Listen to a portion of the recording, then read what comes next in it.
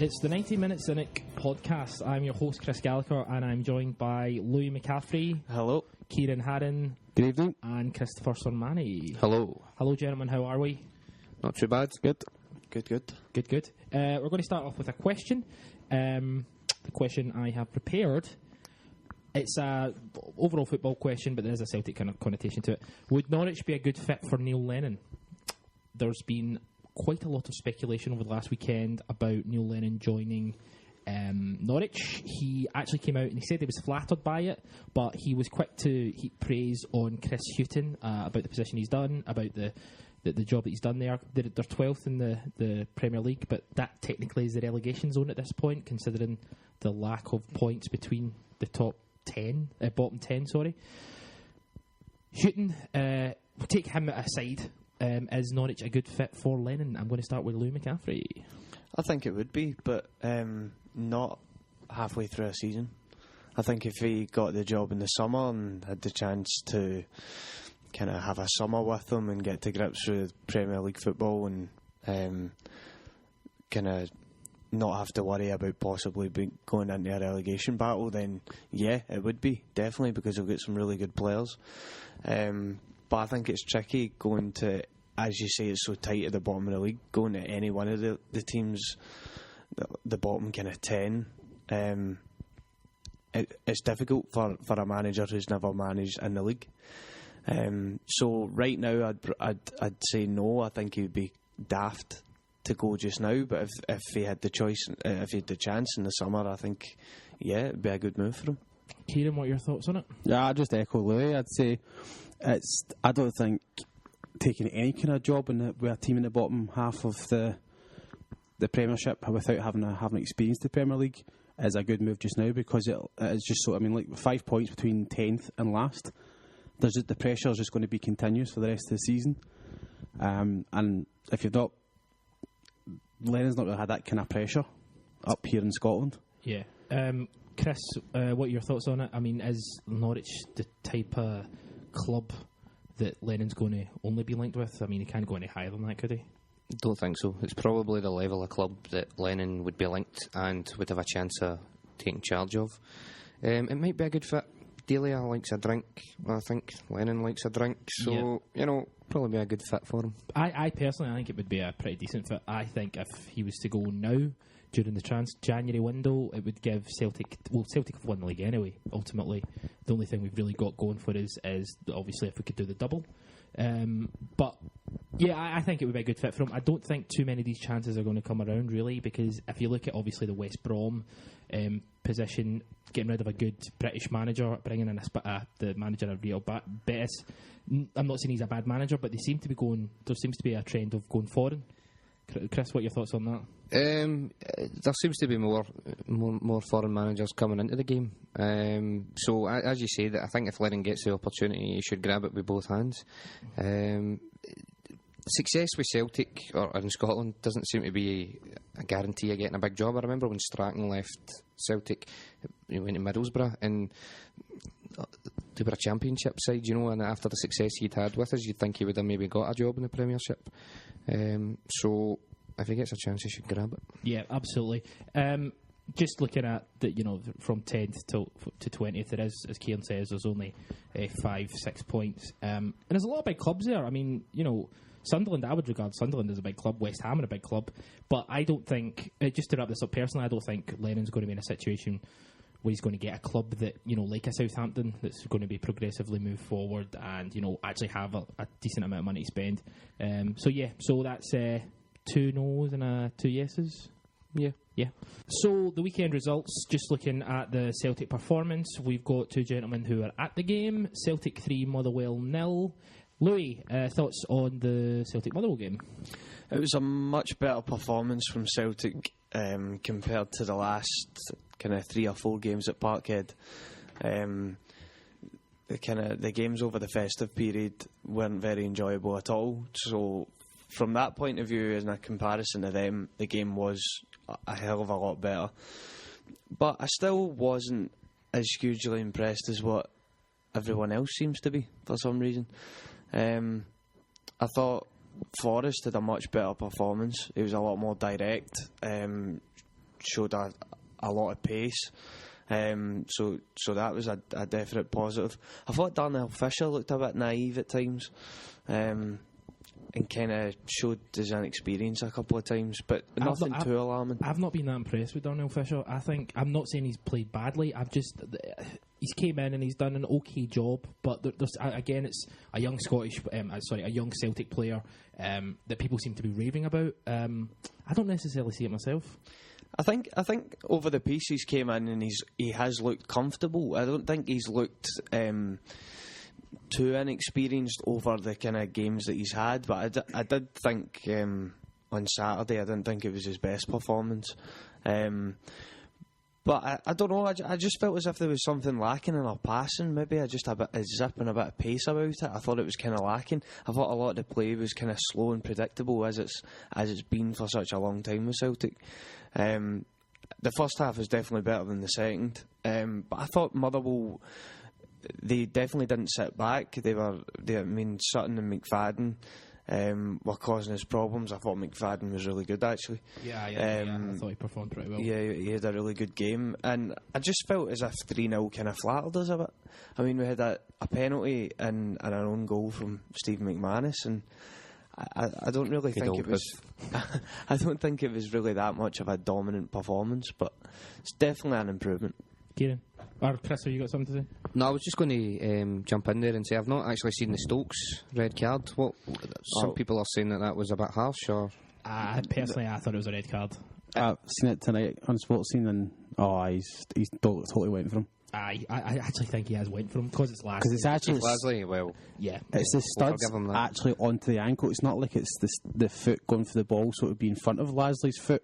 It's actually the studs right into Lasley's ankle, and he's just put it over. Yeah, Louis, you thoughts? Well, the incident happened right in front of me, but I never actually seen it well enough at the time. But certainly by the reaction of the crowd, I thought it wasn't a red card. But then, hold on a minute, you're trying to say you go by the actions of the crowd? No, but in terms of decision. No, but the thing was, Bobby Madden, the referee, had such a bad game. Well, that's where the reaction came from, I think. Better with bloody John Madden, am I right? You know about American football? American football guy. That guy. Okay. See what you're saying there, Chris.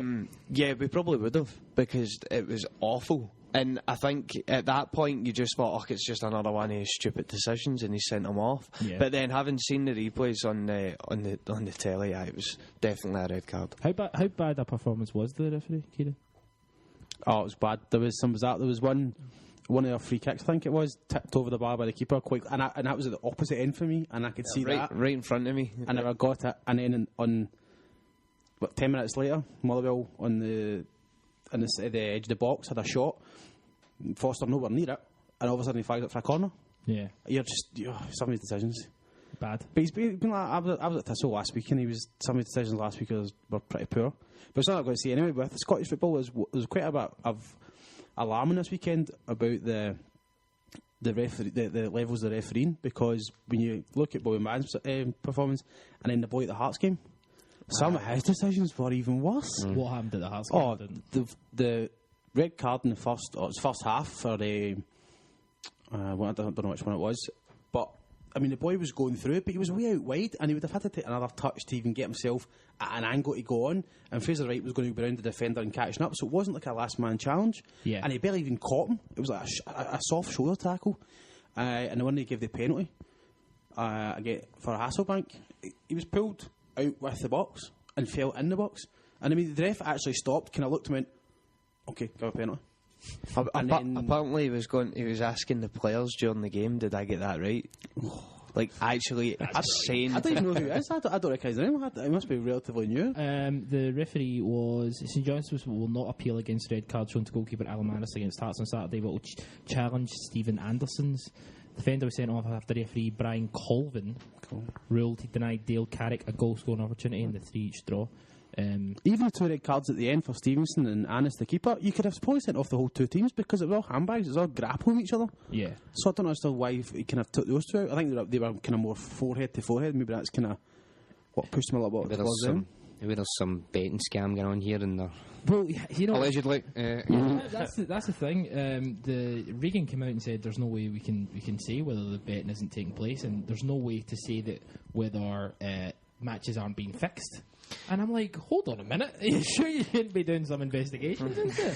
Holy shit. Well, when you get decisions like that, I mean, it makes people wonder if the refereeing is of such a poor standard, then... But the thing is, there never seems to be anything that actually happens to these referees after they've done things like this. I mean, the Bobby Madden ones were just so... Is he a blatantly he must be a class wrong 1 referee in Scotland, then, eh? He's class 1 for UEFA. He does UEFA games. Jesus. I mean, he shouldn't be allowed to referee for the next 2-3 weeks, surely. No. Incompetence has been rife in Scottish refereeing for years, so they're probably not corrupt, they're just crap. Just shite. Man of the match for... Okay, actually, Kim, what were your kind of thoughts on the Celtic game overall? I thought, yeah, I mean, it was a good performance. Wasn't anything outstanding that we've had before where we've kind of dominated teams. I don't think Motherwell went too much. They had a few chances, but they weren't quite as into the game as what I thought they could have been, especially when they had just come off a 6-1 run there. But I thought Collins was fantastic again. And Van Dijk, I mean, at times he just can't put a foot. And it was that wee run he had, and it was like a wee kind of drag over in the middle of the box. You just wish it went in the net. It'd have been some goal. There was people standing up and applauding him at that. He had another really good run. Come on, the footwork for a central half. Who's standing up applauding a guy because he almost does something? Come on, Jesus, let's actually Slim focus. Pickens at Parkhead. I know, this is... You know, Well, it was a run, and If it was Del Piero, you'd have been on your feet. that's because it would have been a goal, frankly. That's what had his cock out, never mind on his feet. I probably would have had my cock out. A couple of questions. Okay, I'll ask you. I'll go to Chris here. Where do you think Johansen will fit into the Celtic lineup, and who will drop out for him? I don't know. My initial thought was Ledley was definitely gone when he'd signed another left-footed midfielder. Yeah. I still tend to think that that's the case. Ultimately, maybe Johansen, I think, is more in Lennon's plans for next season. I don't see him. I think he'll just introduce him gradually this season. Yeah. Hasn't played since November, is it? I think Since their league finished. Right. So I think he'll start to give him a few games, break him in gradually, and then we might find that he replaces Mr. Ledley next season. Well, I mean, that's the thing. Sorry, before you start, Ciaran. He won Norwegian Player of the Year. Midfielder of the Year. He is clearly an international now. He's made an international debut. The Norwegian League probably isn't that much better than the SPL or worse. So, as you say, but I mean, bedding him in now is obviously a smart thing to do. I mean, I remember that's what Tottenham did when they got Holtby in. They gave him 6 months to train with his teammates, let him know how the system works. But we're not really going back to Schalke, you know. He's gone back to Schalke. So much that fucking works for. But in terms of how we've been changing formations, it's not been happening. So, as Chris said, Ciaran, who do you think will drop out? Well, my initial thought was the type of player that we brought in was almost like a Chris Collins. That kind of playmaker in the hole behind the striker. But if he's now turning into be more of a kind of Ledley, that means Roderick is gone, now what we've seen again, because Roderick is the exact same player as Ledley, just a box-to-box engine runner. Roderick is heading to Melbourne. On loan, but yeah. I mean, it'll be a loan to then a permanent move. The Roderick one, don't want to get too off topic, but the Roderick one confuses me because we brought him in and he just hasn't played. The thing about Beaton's came in and he's from straight off the bat he's been right into the squads at least. Mm-hmm.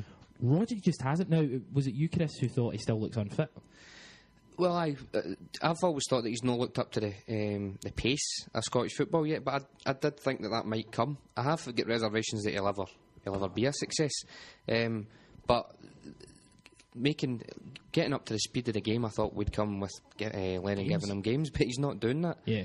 It's funny because we've got. I'm going to come to you with the same question, Lloyd. But we've got Roderick, we've got Beaton, we've got obviously this Johansen boy, Kyle, Brown, Ledley, Mulgrew. Well, that's the thing with Mulgrew. Beaton will never get a game because Mulgrew, the Golden Boys, always going to play in that position. We actually, funnily enough, we were in the pub yesterday, myself and Ciaran, and we're having a conversation with a guy at the other end of the bar, and the question was who's Lennon's golden boy? The guy, actually, I kind of see the guy's point. The guy went Forest, whereas we think it's Mulgrew. But the difference with Forest is there's nobody else there that can really play that position. So every time that he's fit, he'll go straight in the squad and the right wing. The only other person we've ever really put out towards there that could play that is Madden Matthews. Brown doesn't really do well to discipline to stay out there. Hasn't been good. Anyway, I'll get back to it. Sorry, Louis. Thoughts on Johansen, Norwegian fella? Who's going to fit in and how he's going to play? Well, to be honest, I don't know because I don't know enough about him, and I think there's been so many mixed reports of him being a kind of defensive-minded midfielder, then suddenly an attacking playmaker, and I think people are just fitting him into whatever they want him to be at this point. Yeah, and I think it's very difficult. From what I've read about him, from kind of his time in Norway, it sounds like he is more of a Joe Ledley type, where he might kind of sit a wee bit deeper and try and play some passes, which is absolutely fine by me. And if that is the case, then I think it's got to be Mulgrew. Mulgrew is probably the weakest out of our kind of midfield options. Yeah, so most limited, and he's certainly the one that is really only there because he can ping a ball about. But if this boy can do that and do it better, then he would have to be the one that would drop out for me. One attribute that was highlighted about the boy coming in was literally, it was a Norwegian journalist, someone had retweeted it, and obviously it was about him. He said he thought the SPL was too low a level for him. He thought he was a better player than that. So that's a positive sign from our point of view of this guy who watches him week in and week out, says he could play at a higher level. But he said killer pass. That's all he kept saying. He kept saying he's got the killer pass. He spots a pass from a mile away. He's got the killer. So that's, to me, I don't think that's Ledley. How often does Ledley should be running onto the killer pass in terms of a midfielder who goes beyond the strikers. We've not really had, Commons is, but we're not playing a striker just now. Well, you're saying killer pass, that's what we need. I know that is. I don't know who's going to drop out because we've no got anybody that's doing it just now, but if he's going to fulfil that role, then we're certainly missing it. Yeah, I mean, looking at the team who lined up against Motherwell, I could have I did a preview and I pretty much predicted that team. I was just really surprised. Was everybody surprised that Baldy and Pookie, at least one of them, didn't start? Yeah. No. After the friendlies? After the friendlies. So I thought he would give him a No, really, because Stokes, Commons is playing so well just now. So you wouldn't play. You couldn't play. Well, you can maybe play Baldy with Commons, but with Baldy you need a partner. So it's going to be Baldy and Stokes or Baldy and Pookie, and then Pookie doesn't seem to play well as the focal point striker. So it had to be Stokes. You think they were going to build their confidence though, because they done well over in Turkey. Two goals and one goal per player in 2 games. But 2 cracking finishes. Yeah. Like, legitimately brilliant finishes. There was a lot of goodwill for them after that as well, and I thought it would be an ideal opportunity to bring them in. But I mean, that's what happens. They go out there, as you say, to try and build them a bit of confidence. They both score goals. Stokes doesn't, but Stokes starts when they get back to the Premier. What's the point? Absolutely. We're just going to kind of move on a little bit because we've got some questions that are, relative to that. But see, before we go, I'd say that the main point that we're not playing Baldy or Pookie or Beaton is Lennon's too scared to experiment too much to protect the unbeaten run we have. I think that's quite a big factor that he wants to have that through the season, that undefeated. Which ultimately doesn't really mean much. Yeah, people have said that because you've not got a big challenge. Funnily enough, you saying that, Ciaran, here's a question someone has sent in. Let me just see. Let me just get to this one. Oh, that last question was from Mark O'Brien. Thanks for that, Mark. Here's the other question. I'll look for the other one. Ideas on how Celtic could play more attractive football without making further player additions in January. Examples: establishing a striking duo up top, keeping Forrest wide right, giving up Bitton opportunities. That's from Martin Friel. You can follow him at Oj1983. What are your thoughts on that? A change of formation? Should we be going for a change of formation, or is it just a change of personnel, Louis?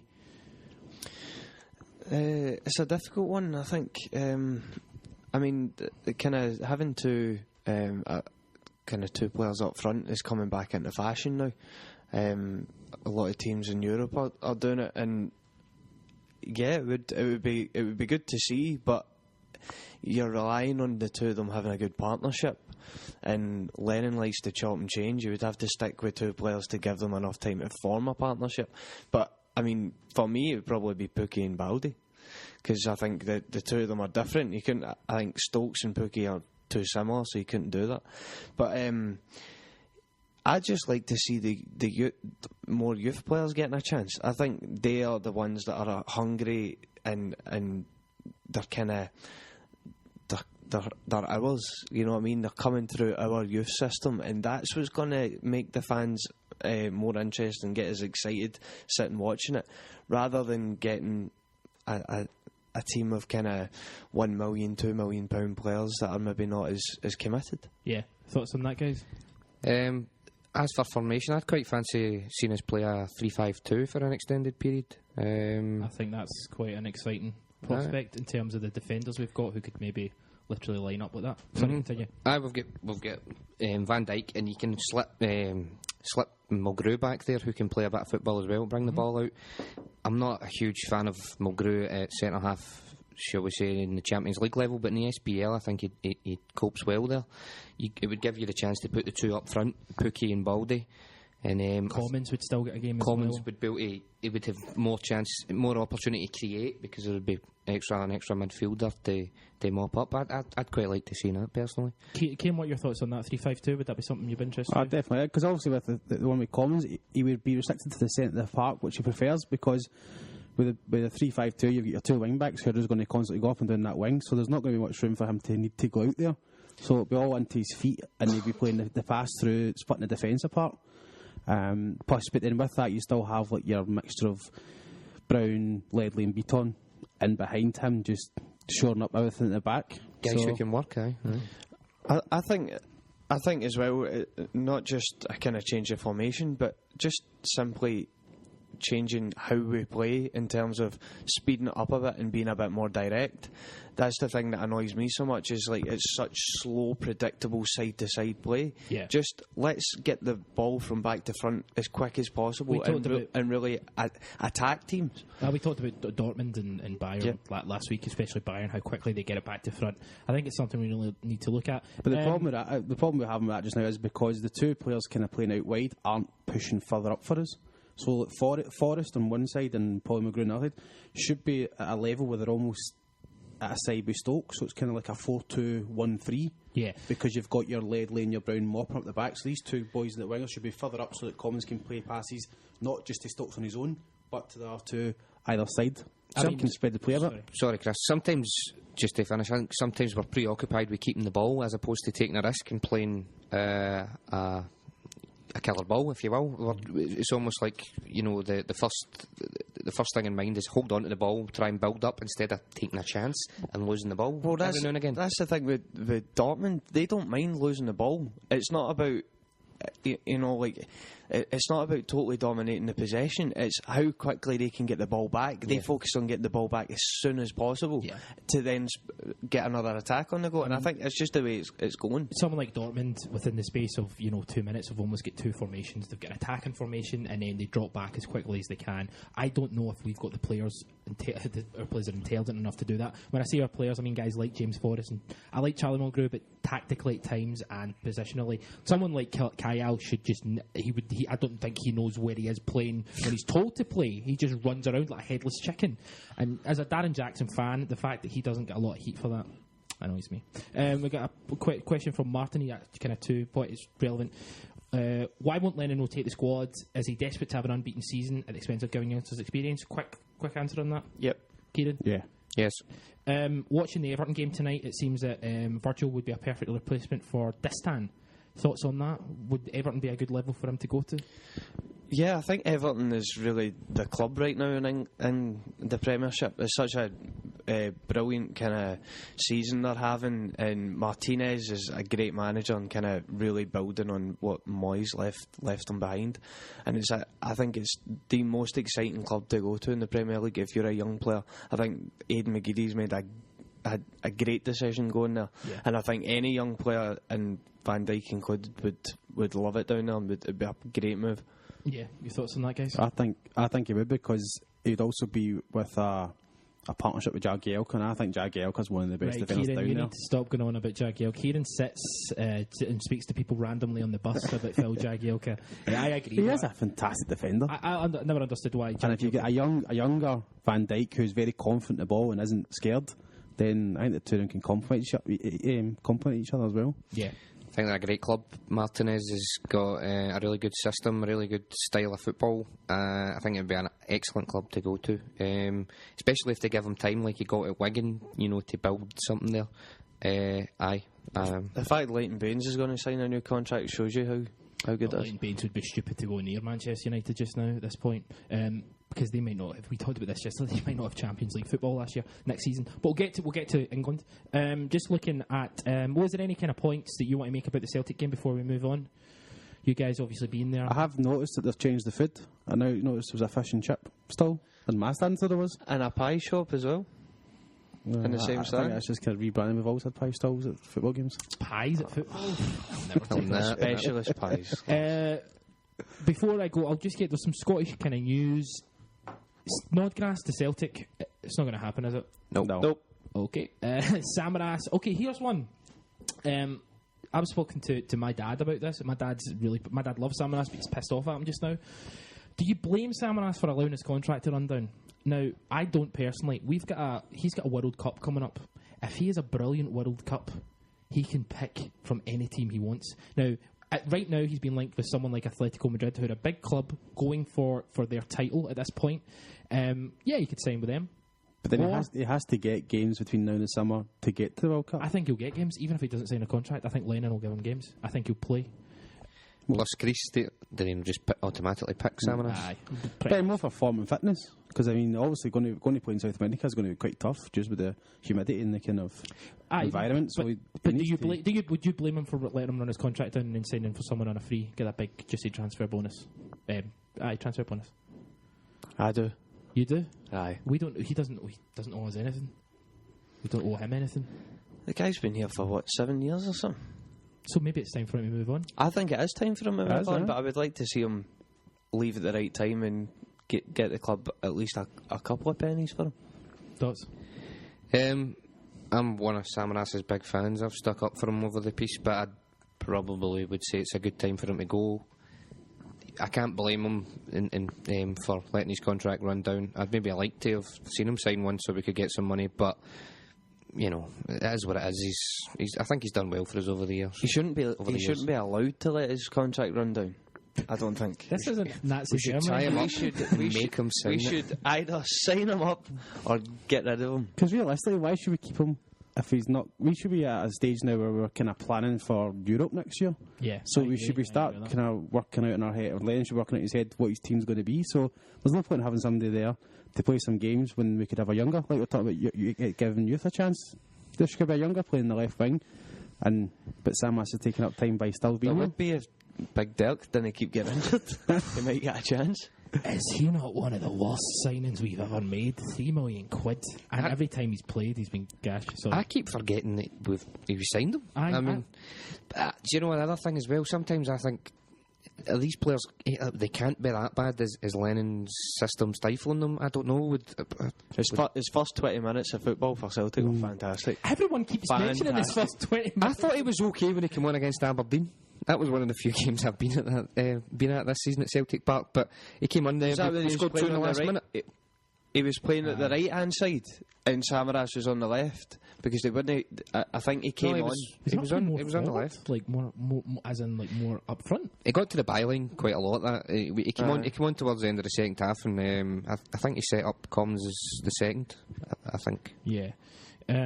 Dirk Boric there. Part of it, players as well. Did that young boy, the Icelandic boy, get any game time in Turkey? No, I don't think he was. Not fit yet? I think he went to Turkey. Turkey. I think he was right. I got the impression that he was going to go straight into the squad and maybe even in a team this half of the season, and yet we'll never didn't make it to Turkey.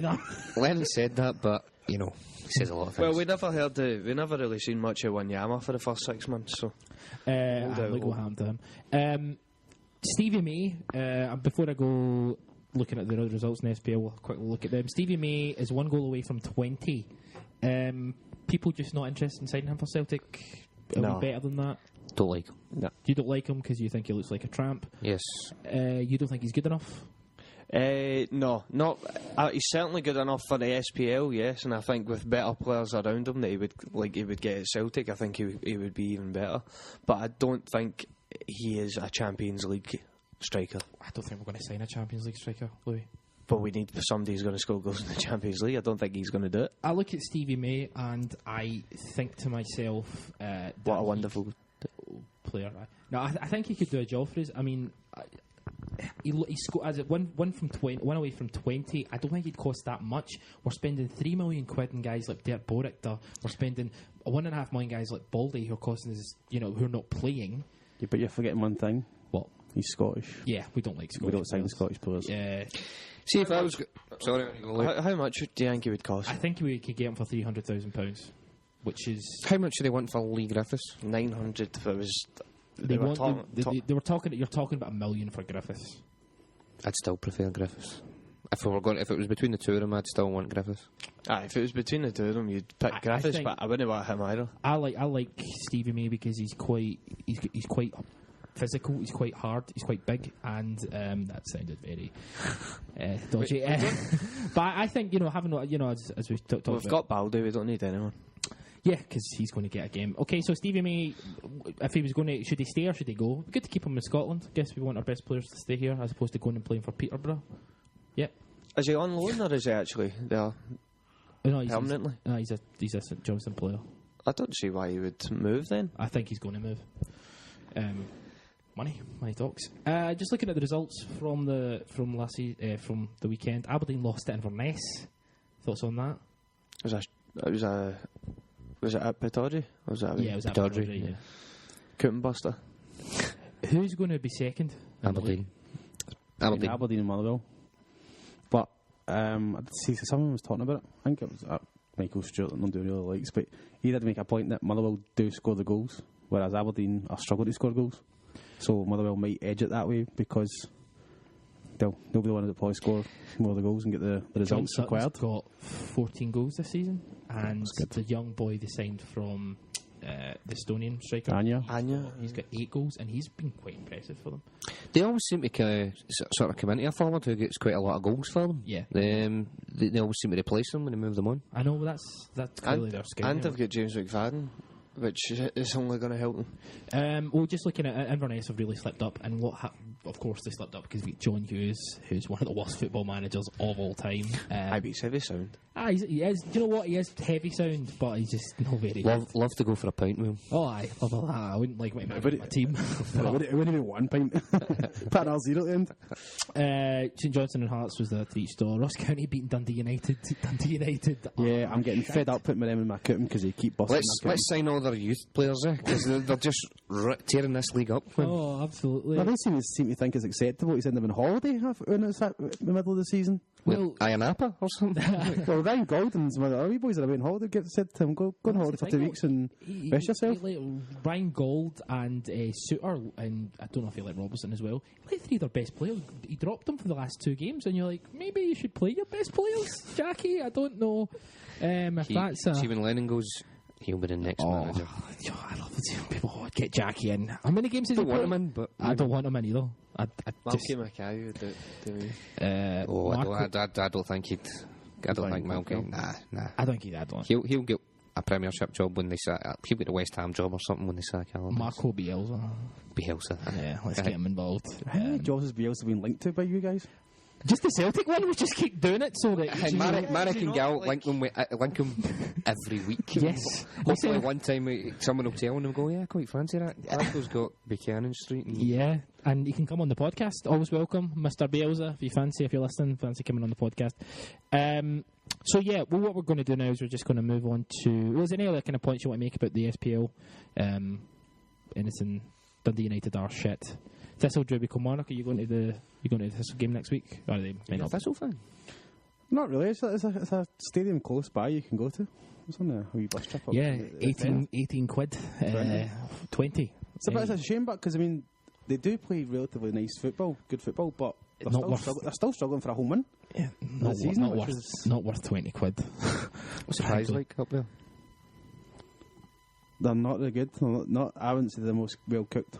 They can be a bit kind of. Well, I was quite fancying a trip there one time, but you've sold me out. Chris, you used to go and see Pollock. Me? Did you not go? No. Atherley. Right. He goes to Pollock. Aye, but no, because I know Ciaran Gallagher and Dermot went to see Pollock. I didn't know if you went to. I used to go to see Atherley years ago. Not much to say about that. Good, fair enough. Because we know plenty of people who know about junior football, and let's move on from there. So we're just going to focus on the Premier League.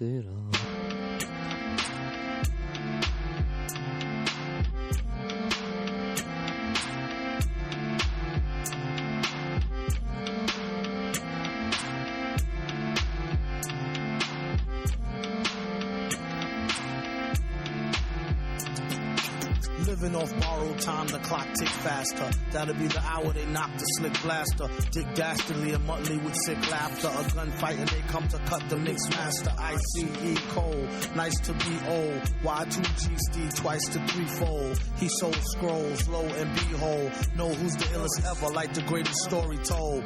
Keep your glory, gold and glitter. For half of his niggas to take him out the picture. The other half is rich and it don't mean shit to.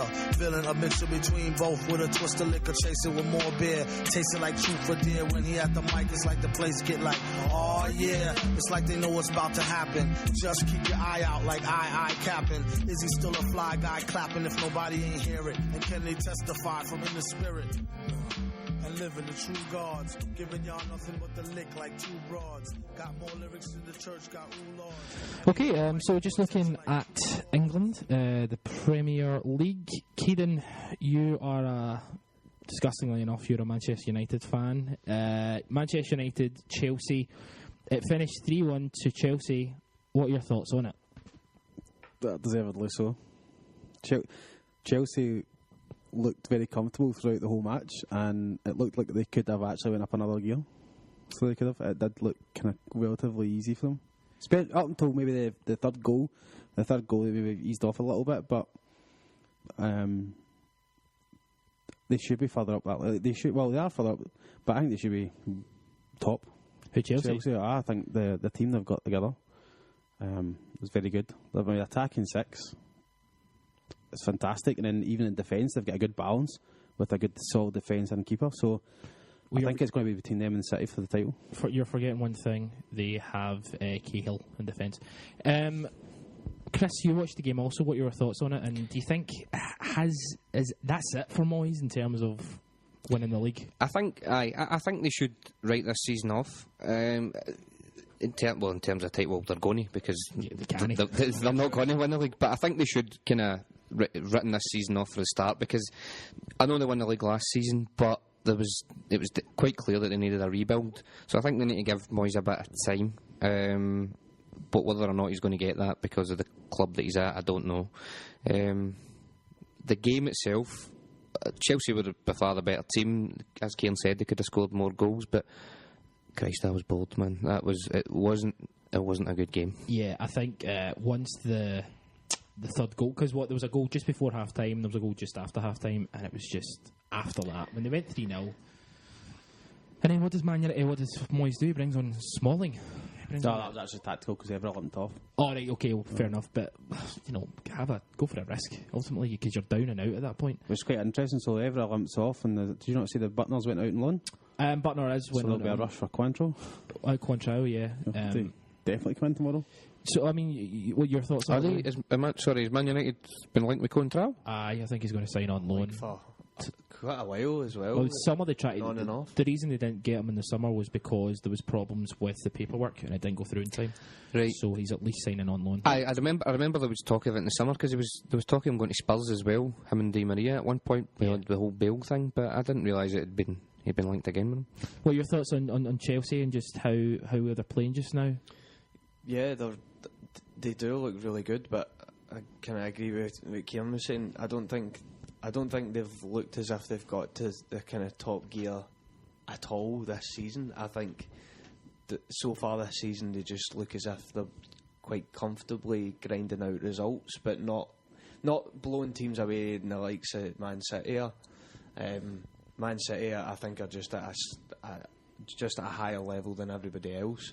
But I think they are maybe showing their potential more than certainly Chelsea are. Yeah. So Chelsea have definitely got more to show everyone. But I agree with Ciaran. I think it will be between them two at the end of the season. Yeah, I tipped Man City at the beginning. I think, as I said, the best signing they made, I think, was the manager. I think Mourinho's been quite smart as well, because again, he was in the press last week saying our target isn't for winning the league. Our target is just competing as far as we can. So he's kind of taking the slight pressure off the players with the mindset of just going out there, playing your football, getting the results, and it will probably take care of itself. So it's making him... I think he deserves quite a bit of credit, because I think he's an arsehole. I hate him. Chelsea have obviously brilliant players, but they've still not kind of really put in a challenge like over the piece where you thought they've got a good chance of winning this. They've still looked kind of dodgy at times, but so far since he came in, I think he's doing well, and I still don't think he's not really put his real stamp on the team. I think he's going to, as he's kind of already said, that he wants this to be his last job. So it's a long-term thing for him. So I don't believe a word that he says. I think he looks as if he's struggling to put his stamp on the team again. One of the things that he really needs to do in the summer is get rid of Cole, Cech, Terry and Lampard. Yep. Because they've all overstayed their welcome. Clearly they've got too much power in the dressing room, and they have over a number of years now. I think he really needs to get rid of them if he wants to put his stamp on the team. Matry coming back was a big one. That maybe Lampard will be gone by the end of the season. Matry? Not Matic, sorry. Aye. See that transfer, that's just have to go on a rant about this. That is absolutely I'm selling a player for £2 million, 3 years ago, and then just going, let's buy him back for 28 million or whatever it was. That's fucking disgusting. It's just moronic. And the amount of players that they've got Courtois, who's on loan at Athletico Madrid. Atletico. Fantastic. Who was the boy that played for Sevilla last night that's on loan for Chelsea as well? Manic. Is it? Aye, Manic. Is it? He's on loan, isn't he? Well, Marco Marin, sorry. No. Have they not got a player on loan at Sevilla? Maybe they do. Maybe I'm making this up. You said Marin was on the bench? Aye, he was on the bench for... Sevilla? He signed for them. Anyway, they've got about 1,000 players out on loan. They just... disgust me. He literally has, I think it's something like 32 players out on loan. That's disgraceful. It's just a joke. It's crazy. I heard it on the radio there. I'm a huge fan of De Bruyne, and I think that De Bruyne came out and says Mourinho didn't even speak to him. He said, because De Bruyne's ripping up in the Bundesliga just now, and he said he didn't even give me a chance, he didn't speak to me, he's a bit of a dick. So I agree with him in terms of Chelsea. Just looking at that result, Chelsea are... Let me just go to that. They're third in the league, 2 points behind Arsenal. Nobody think Arsenal have got a shout? No. Everyone's just waiting for them to fumble. They've not really had the bad patch that quite a few teams have had. I mean, you look at Liverpool. They've had their bad patch and they've kind of rolled down a bit. Yeah.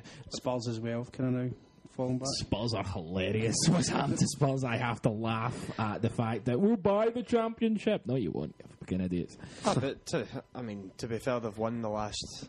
How many games? Listen, when Adebayor's one of your best players, give up. Stop playing football. Did they not? I didn't see the Spurs game, but they're not supposed to be quite good on Sunday. Aye, I watched them and I thought first half they were really good.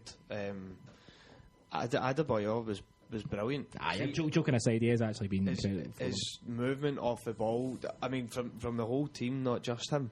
It was brilliant. I mean, some of the movement and the runs they were making, compared to watching Celtic when it's so slow and predictable. I mean, there was constantly players making moves, and the passing was crisp. It was brilliant.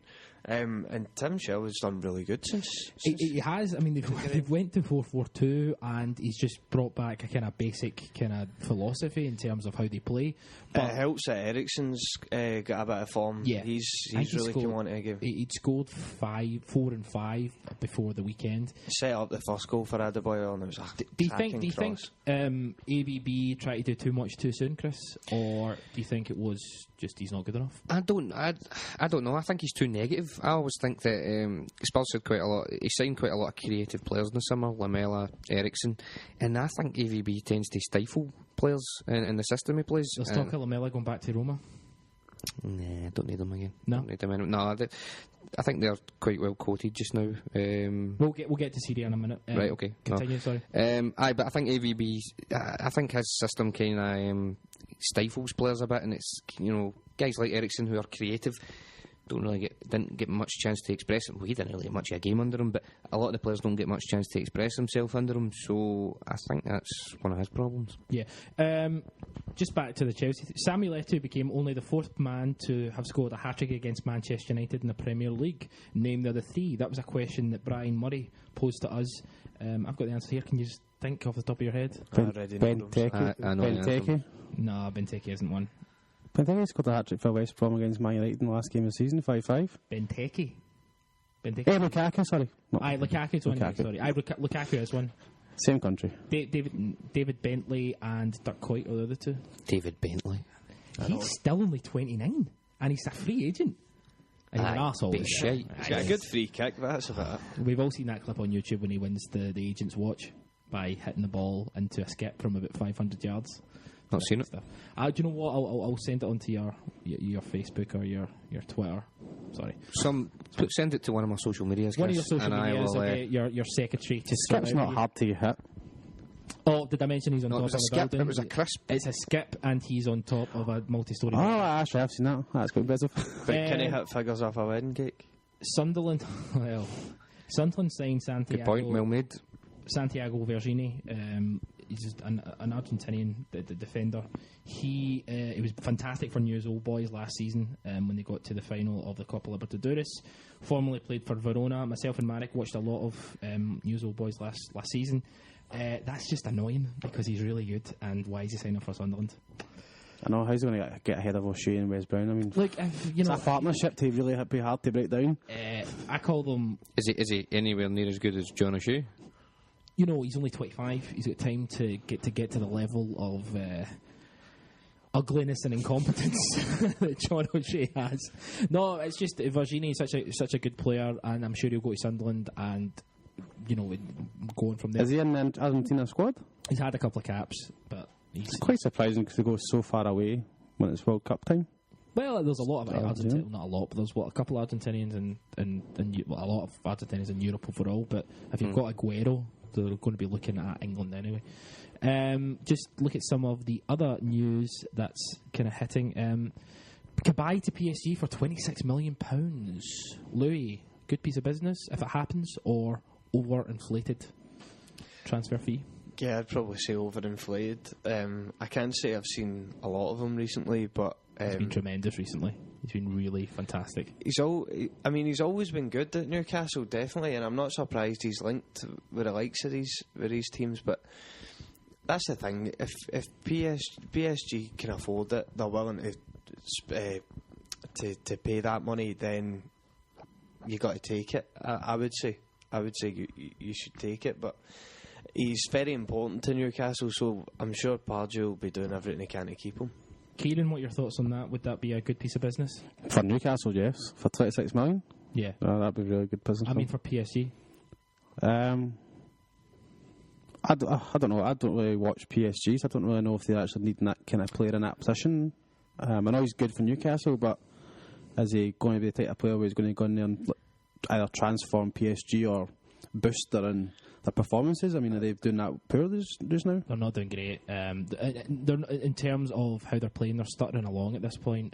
Dermot, obviously, he deals with the French league for the site, but they're not doing great. Then again, Monaco aren't doing great either. In terms of the players they've got, they should be wiping the floor with these clubs, and they're not, frankly. Cabaye, I think, would be a good signing. Thoughts? I don't think they'll be spending £26 million on Cabaye when they're going to sign Pogba. Well, that's the sad and terrifying rumour that they will be signing Pogba. Cabaye's a good player. I don't watch League One like the rest of the guys here, but I don't know whether they'd need him. It just sounds like he's doing well. Let's splash some money on somebody. I think the fact he's kind of French as well, because I think PSG want to have that specific French kind of feel to the squad, and I think they're really looking to. That's why Pogba's been another one who's been linked. Verratti's, there's talk of Verratti leaving PSG and going back. I think I was saying to Marek the other day, I think one of the Milan clubs might go in for him. I think he'd be a good fit for them. Well, is there anything else? Because we can obviously talk about. Sorry, Stoke and Fulham are in for Hutton. Why he's a cunt? That's what I've got on the notes. Louis? Yeah, he's a total C. Yeah, Ciaran? It's not very good. Nah, not really. Yeah. Remember that night you get knocked back for the shed? Yes. Remember that story? Oh, we've all been knocked back for the shed. Do you know? But when you get knocked back for the shed, did you say to the bouncer, "Do you know who I am?" Yes.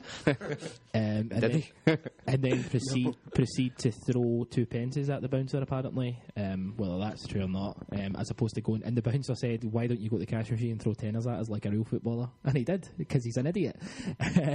But so, just anything else you kind of want to make a point about England? Any other kind of games impress you? The results. Oh, you watched the Tottenham Swansea game. Impressed with, as you said, you're impressed with the Tottenham performance. Are Swansea in danger of maybe being pish? Aye. Yeah, they are. I think the Laudrup bubbles burst. Some of the signings he made in the summer were a wee bit below the standard. Below Michu standards. Yeah. I think there was kind of sort of championship level players that he signed, and it's not worked out. Boney was a good signing though, and he's had his moments this season, but still not really been kind of banging them in consistently. But yeah, I think the thing with Swansea is they're only 3 points off, relegation at this point. There is a danger that they could actually get sucked out of it. They've also got the Europa League, which is Napoli, isn't it? Is that who they've got? Yeah, that'll be hilarious. What are your thoughts on Swansea, Ciaran? Sorry, Ciaran. Did they not beat Valencia 3-0? They did, didn't they? Aye, but then Valencia had a man sent off within about 5 minutes. So it's 10-man Valencia. Still 3-0.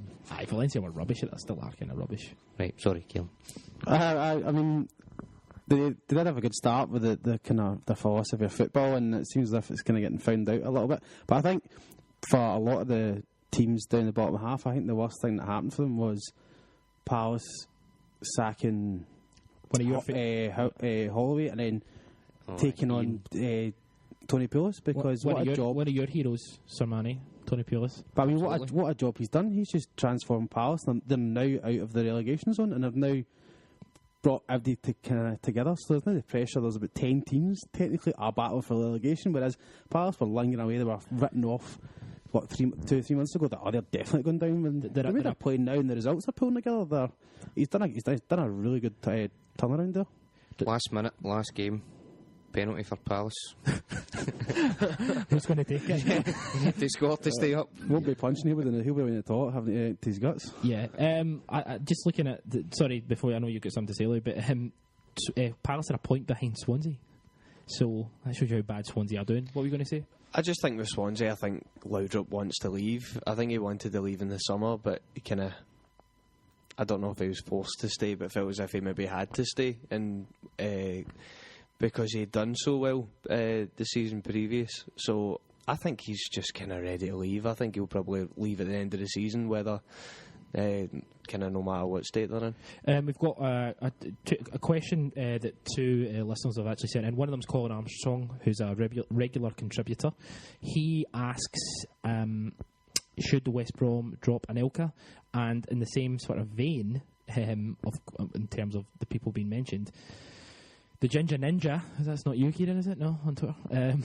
Robert Mack, 11. Have West Brom saved football by refusing to do as sponsors say and dropping Anelka, although I don't condone his actions? I'll quickly give a little kind of update on the Anelka. Well, actually, do you know what? Firstly, I'll get your points. What are your thoughts on it? Ciaran, I'll start with you. Yeah, sponsors shouldn't have any say in how a football team's run at all. But the thing it's kind of point out now is this contract with the shirt sponsor was run out at the end of the season anyway. So they've not actually decided to stop their contract because of what Anelka's done. they're just using what has happened as a kind of scapegoat to make them look the kind of bigger, higher moral. Saying publicity stunt. That we're not going to sponsor you. If you really feel that, you should start to sponsor it right now. This is all stemmed from is it Quinelli? You're kind of Italian-y person, Frenchy. Aye. That kind of continental. Crowfoot. Yeah. It's an inverted Nazi salute. Some see it as anti-Semitic. And so, actually, Zoopla are co-owned by like a Jewish businessman, Alex Chesterman. But did they not do it at like the beginning of December? Why? I don't understand why this is just happening now. Well, the decision's tomorrow, and what's the FA's decision? There's been an investigation into it. The kind of... Yeah. So they're totally just taking advantage of a situation, by the looks of things. What are your thoughts on it, Chris? Anelka's an arsehole. Yeah. That's my feelings on him. If they've got strong feelings about it, then they should just take our name off a strip. We'll take the compensation. We'll pay the rest of the contract, but we still don't want us on your shirt. Really are. Anelka said he made the gestures in support of performer Dieude Mabala, whom the French government have tried to ban from making the sign at shows. Basically, the French sport ministers come out and said they're disgusting, they're anti-Semitic, and he should be done for it. So, Colin's asking, should he be dropped?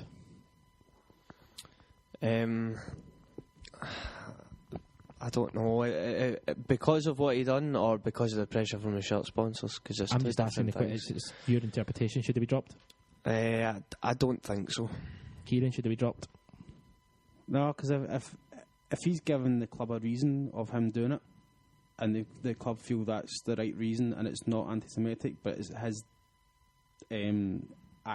take on it, then they've got to stick by that player. Chris, should he be dropped? Aye, I think he should just retire. I don't know why. From a separate point, I don't know why Nicholas Anelka at 34 is playing in the Premier League, but that's he's a waste of space, Anelka. I mean, he scored 2 goals, and that's the first and the last you'd heard of him this season. Yeah. Aye.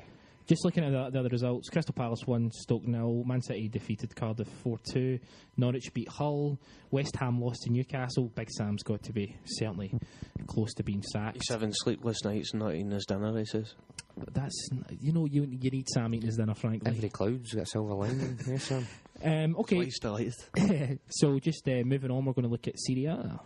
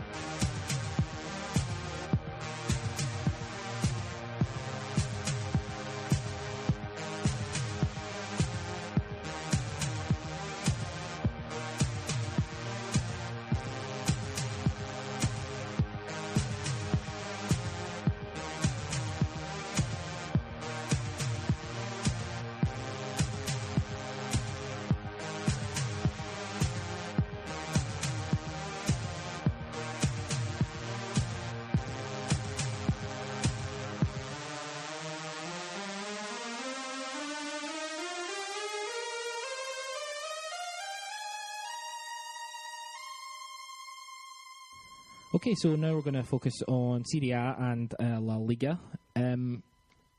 We've had an appointment of, obviously Allegri was sacked by Milan. They've brought in Clarence Seedorf. Thoughts, Chris? We'll start with you. You're a huge Serie A fan. You and Marek do a lot of stuff for the site on Serie A. Is it a good signing as a manager appointment, Seedorf? Thoughts? I don't know if it's what they need right now. I'd said in my preview over the weekend that there's been a bit of a movement towards clubs appointing old players. It's worked really well for Juventus with Conte. It worked, obviously, Guardiola at Barcelona and Neil Lennon at Celtic. So I can see why they've done that, but there's a bit of a rebuilding job needing done at Milan. It's ever since the resurgence of Juventus, they've really not been at the races. They're completely gutted, I think, from front to back, and I don't know if Seedorf's a man to do that. Do they have the money to completely gut from back to front? I think they've got some. I don't know if they've not got like huge amounts, but I think they've got enough. They need to change their personnel. They need to offload some of the deadwood they've got. I mean, Robinho, he'll be on a fortune, and the guy's just an absolute waste of space. Yeah. I don't know. I'm not too sure how tight Milan's finances are, but if they don't have the money, they'll need to find some from somewhere because they're really lacking quite a lot. Milan are currently in 11th position in Serie A, 25 points. They're not necessarily far off, Champions League, really. It's only 7 points, but as we know, we're all Serie A fans. You know how hard it is to kind of get ground on a club, especially when they're ahead of you. What are your thoughts on Seedorf, Ciaran? Do you think it's it's a gamble? Do you think the idea of appointing a former player with not necessarily a lot of coaching? Do you think that can galvanise them and maybe get them through to at least a European spot this season? It might do, yeah, but it just seems as there's far too much of a rebuild needing done for an inexperienced manager. Because has he managed anywhere yet? No, this is his first job. So he's just come over from playing over in South America. So yeah, I think it's going to be really, really tough for him. But it depends on what the Milan board are going to give him. They're going to give him time. What kind of target are they giving him? Even the short term. I mean, between now and the summer, what's the target? I think the stabilise, or is it try to get European football? You've got to assume the target's going to be to get European football, isn't it? Aye, I would assume so. Europa League's definitely still possible for them. Champions League, I don't think. I think the top three, Roma, Napoli and Juventus, will probably have them positions sewn up, but certainly they could go for the Europa League, and that's probably got to be their target, I'd say. I know, Louis, we were talking earlier about how you don't necessarily see a lot of Italian football at this point. You're going to maybe try and start. What were your impressions of Milan when they played Celtic in the Champions League? They were there for the taking, basically. I don't think they're not anywhere, as we all know. They're nowhere close to being the team that they used to be. But they still have some quality players. I mean, you think of Balotelli, the likes of Balotelli, these are good players. 8 goals in 14 appearances. It's not bad. It's terrific. But Seedorf, I don't know. It's a gamble. It can go one of two ways. It can go the kind of Guardiola way where it works out brilliantly and it's fantastic. It's someone who totally knows the club and the fans are immediately on side with the board and the manager and the team. But then it could go the other way that it's a safe option, an easy option for the board. They maybe don't want to shell out too much money on bringing someone in, maybe having to pay compensation to another top club to get a top manager. So it's a kind of gamble at this point they're maybe willing to take. But it definitely does have AC Milan being 11th in Serie A. I mean, for people who don't watch a lot or kind of involved in a lot of Serie A football, to hear that, you would think, oh my God, what's happening there? Yeah. So he's obviously got a big job in front of him, but time will tell. It could go one of two ways. What I would say about someone like Clarence Seedorf is I think most people want him to be successful. I think he's a very liked guy in football. I don't like him. I think he's an arsehole. I think he's one of the most overrated players of all time. Who was that? Sorry. So I was going to say, but see the fact that he's only been given an 18-month contract, is that not a bit of a sign? The fact of you've got so that's 6 months to kind of save it to the summer, give you a season to see what you do, then maybe extend it. Give you a half a season and get ready. Is that kind of half commitment towards you rather than full commitment, like giving you like a 3-year contract? I suppose that's to save them as much as 18 months is a long time in football. I mean, in terms of the board it's a little bit. It's for Seedorf, it's long enough that if he makes an impression, he'll get a good contract. Tim Sherwood get an 18-month contract, and you thought that's crazy. I mean, he's kind of struck gold getting an 18-month contract. You would have thought they would maybe get 6. But then the one thing I'd say about that is how easy is he going to find it to attract top players to come and play for him if they possibly think, well, you've only got 12 months in your contract, so how can I guarantee that you're going to be there? Seedorf, you're talking about? Yeah. I think that there is a point there. I think the Seedorf appointment is a case of Milan copying Juventus to a certain extent, but at the same time, I think they're no sure and they are hedging their bets with the deal, because it does say that we want you, but it doesn't say we've got faith in you building something big here. Yeah, I mean, what are they going to get? They're going to get Antonio Conte, or they're going to get Ciro Ferrara? Well, that is the gamble. I remember last season they were linked to was it the season before? There was talk of Villas-Boas taking over there. That was kind of the big link when, as soon as Allegri was sacked, they would go for AVB. I don't think people want to touch AVB just now in terms of. He's a wee bit toxic. A wee bit toxic. Just looking at it finished 1-0 against Verona at home. Mario Balotelli has now scored 10 of his 40 Serie A goals against promoted clubs. Louis.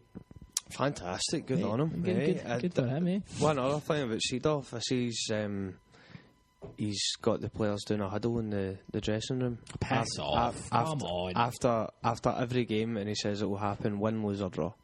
That's a lot of rubbish. I mean, what we were talking about, the Champions League, it was Allegri's kind of late push last season that really got them into the Champions League. I mean, if that hadn't happened, maybe he would have went in the summer. Who knows?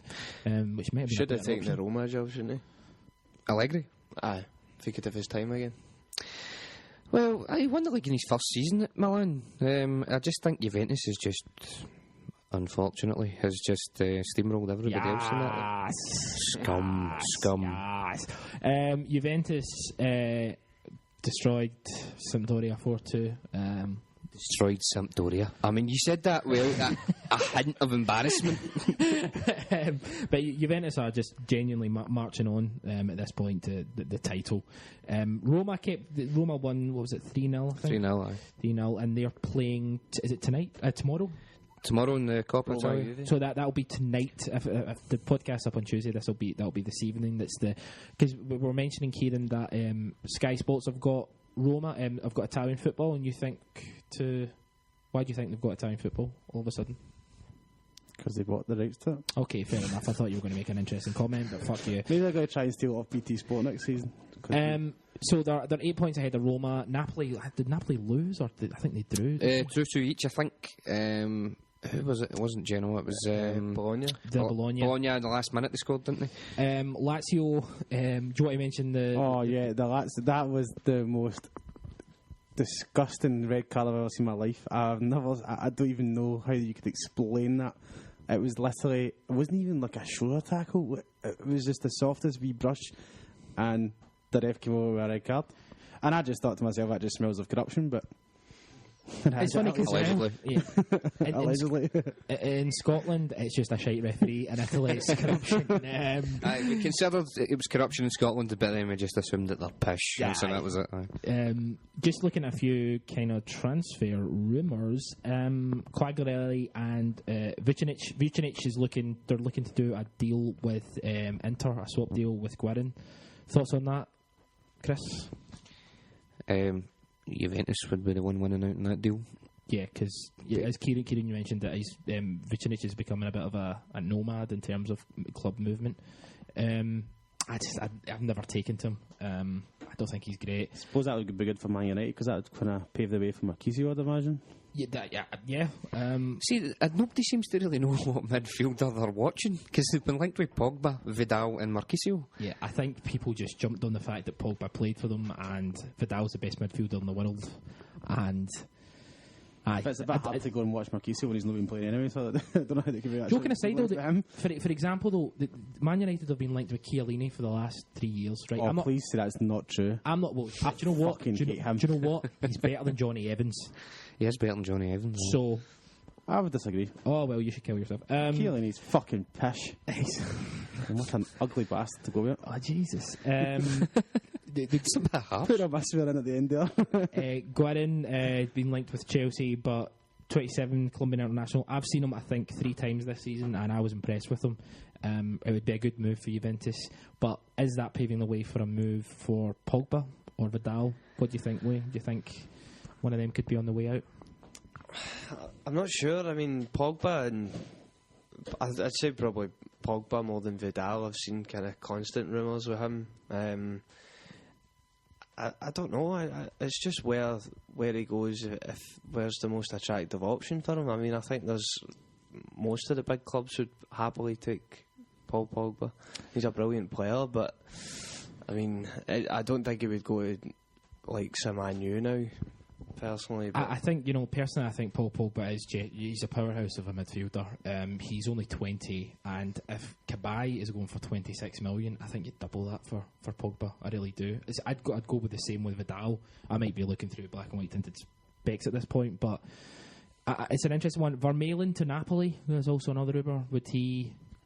Did you see Vermaelen, West Ham? West Ham put in an inquiry for him to take him on loan. It's I forgot. He's one of the players that's just kind of disappeared off the face of the planet. Is he not captain for a while? He still is captain. Is he? Is he? He's club captain. So when he plays, he's captain.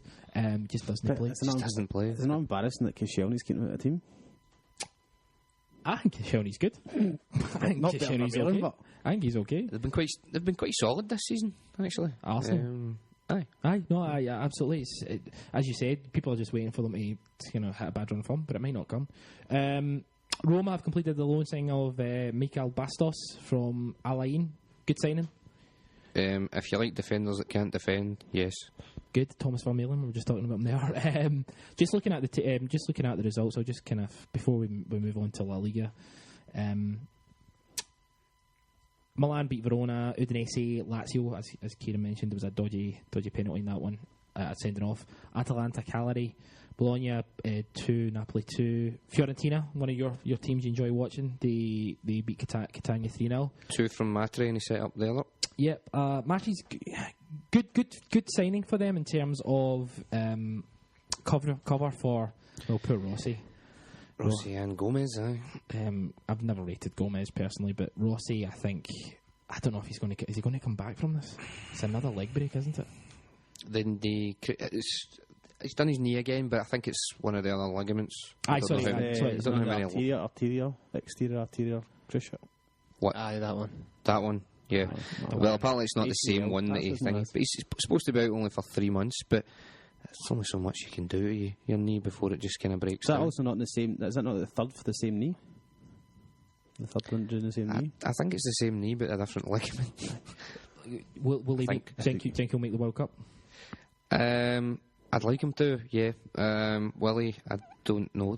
Italy are kind of struggling for options up front. I said it to you just the other week. I think that Rossi Balotelli's good. I don't think that's great personally. I think it's good. If you look at the strike forces of pretty much all the other international teams, it's not as good as the countries. So that pushing away for Cazzini to get right in there, aye. Well, if Matri starts banging the goals in, could he get it? Matri could play his way in. It's definitely open there. I mean, we were talking about this as well. I mean, there's really not a lot of great players. I mean, Cassano could play his way back in. Totti? Totti should go anyway. I don't care. Just Totti should. Del Piero came out and said that he was going to sign for Liverpool, but he'd already given his word, and that's what gentlemen do. So God bless him, Del Piero. I like Del Piero. You hate him. I do. It's funny because I like Totti, so we just kind of criticise. But no, terrific players. Okay, so just moving over to we're kind of wrapping things up here. We've got a question regarding Athletico Madrid, so we're onto our La Liga at this point. Actually, it's Chris. 1888, he asks the same question as Mark O'Brien. Can Atletico go all the way in La Liga? Louis, can Atletico go all the way? No. I don't think they can. I think they had a great chance this weekend with Barcelona drawing.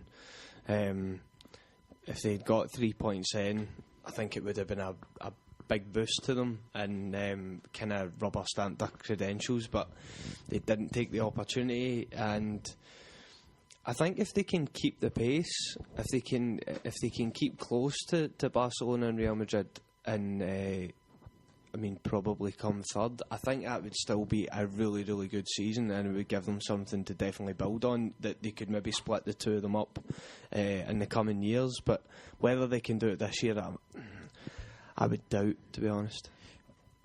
Atletico, can they win it? I'd agree with Louis. I don't think they can win it. I think the weekend, people are kind of focusing on the fact that Atletico and Barcelona are linked together at the top just now, but I think one of the big winners was Real at the weekend. I think they're a point behind. Aye. 51 with Barca, 51 with Atletico, and Real are right up behind them now with 50 points. I have a wee sneaking suspicion that Real Madrid might win the Liga this season. I was thinking that myself. It's very possible because they're starting to get on a roll now. Ciaran, what are your thoughts on it? We watched the Barcelona game. I mean, if Atletico sign Big Sammy, then there you go. There's your title winner there. That's your title. I never thought of that. Game changer. You're talking about. Messi, Ronaldo, Sammy. But no, listen, man. Yeah, I do agree. I think Real are going to be the sneaky ones now because Bale's now starting to kind of get his position in the team. And with Ronaldo just being Ronaldo, they've got a great team, and then they've got obviously Isco, and you've got Xabi Alonso back now. Yeah. So they're kind of they've got their kind of nucleus of a team, and I think also they've got Barca at Bernabeu, don't they? Yeah, I believe so. So they've got them there. I think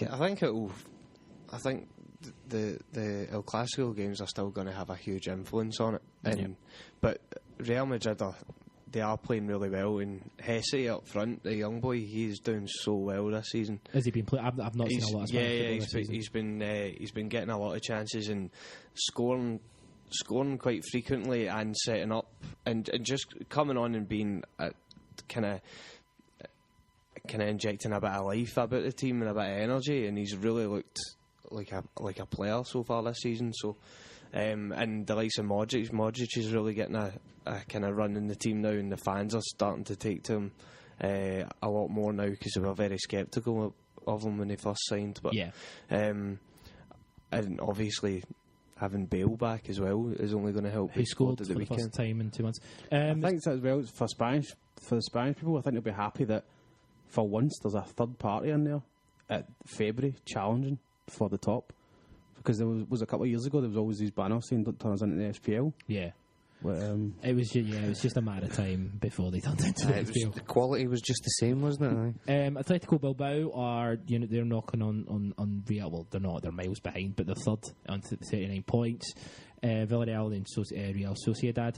I just pick up your point. We're wrapping up here, but just picking up your point, Lou, about Atletico Madrid. I think you make a good point about them, being able to build. The point is, will their players be there next season to kind of build on that? And that's the problem when when you're not a Barcelona or Real Madrid and you've got such good players like Costa. Costa's probably not going to be there. Yeah, no, he probably will go. But then, I mean, they got David Villa in, and David Villa's been playing really well. Been terrific. And certainly, when Costa goes, because he will go, Villa's going to have even more importance in the team. But I think Diego Simeone has done really, really well, and I think he'll have a plan.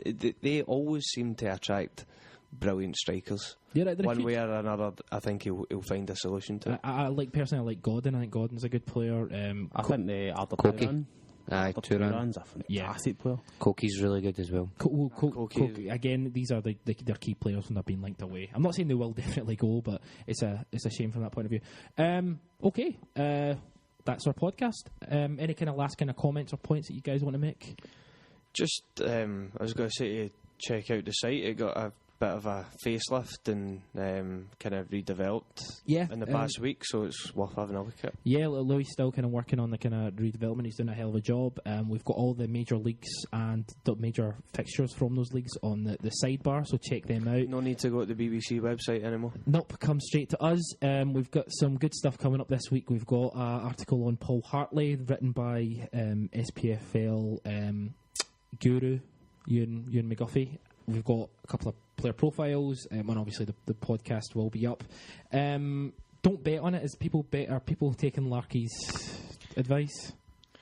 Not personally, but he won not last weekend, but the weekend before it came up. He's got a decent record. I stuck a fiver the week before he won on. Decided against it the week after. Stuck it on at the weekend. So there's a pattern emerging here. So basically, put all your money on Larky on this. Don't bet on it next week. Okay, terrific stuff. 90MinuteCynic.com. Check out the website. At 90MinuteCynic is our Twitter handle. Facebook.com/90MinuteCynic. Louis McCaffrey, thanks for coming on. Thanks, Chris. What's your Twitter handle? The alphabet. There we go. Ciaran Harran, thanks for coming on. It's a pleasure. What's your Twitter handle? At Ciaran Harran. Chris Sermanni, thanks for coming on. Thank you for having me. Twitter handle? At I am in agreement. Good. I am in agreement that it was a terrific podcast. I've been your host, Chris Gallagher, at the Gallatron. Get involved with the website, and we'll speak to you down the road.